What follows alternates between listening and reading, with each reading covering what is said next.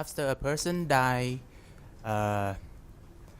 how long does the mind still in the dead body and why? 人死的时候呢，一般来讲就是在佛经当中讲，3-4天，3天到4天就是会离开身体的。那最好按理来讲，尸体处理的话，就3天之前最好不处理，这是佛经的观点。然后在这个中阴身当中呢，一般来讲，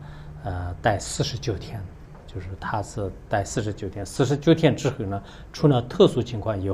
以外就是会继续投生。Is there any explanations that explain why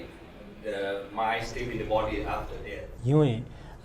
他是在这个观心到这个心识的时候呢，实际上是依靠这个佛经的这个校正。那么佛经的校正呢，就许多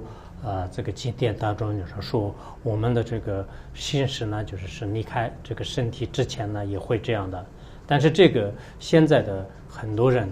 就是包括这个有些医学界的话呢，他们也是因为人这个死了之后呢，就是他还是有对这个身体的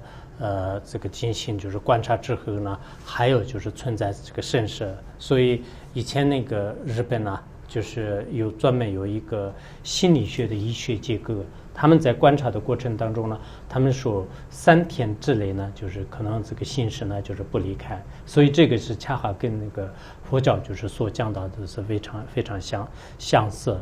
本来是心识是比较神秘的东西，就是我们凭分别念来不一定知道，但是呢，通过这个智慧和观察，然后接近佛经的教言，再加上是科学的，这种论证，就是结合起来的话，也应该是这样的。就像我们实践的医学上面的很多知识呢，就是通过这个医学的术来这个抉择。那么关于这个生命和心识上的很多问题呢，到目前为止就是也是依靠这个宗教和就是这些术来这个抉择，就是它是我们实践当中专门有一种这样的这个专业知识，就是这佛教这个生命观呢，就是称为是如今的一个专业知识。因为关于心识上面的很多的知识，现在科学界就是无法这个解释，但是往往在我们2500多年前的佛经当中呢，有它的这个解释。所以呢，现在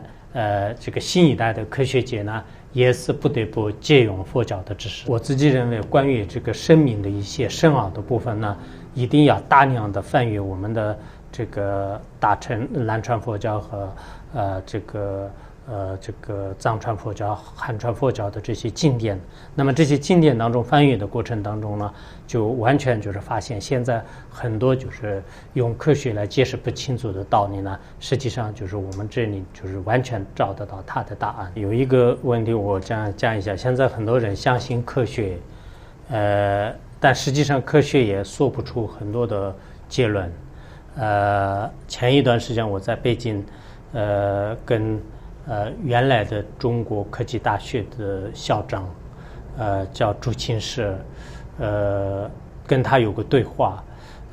那么其实他以前说过一句话，他说，当科学家千辛万苦爬到山峰的时候，佛教大师早已在此等待已久。所以我当时跟他交谈的时候呢，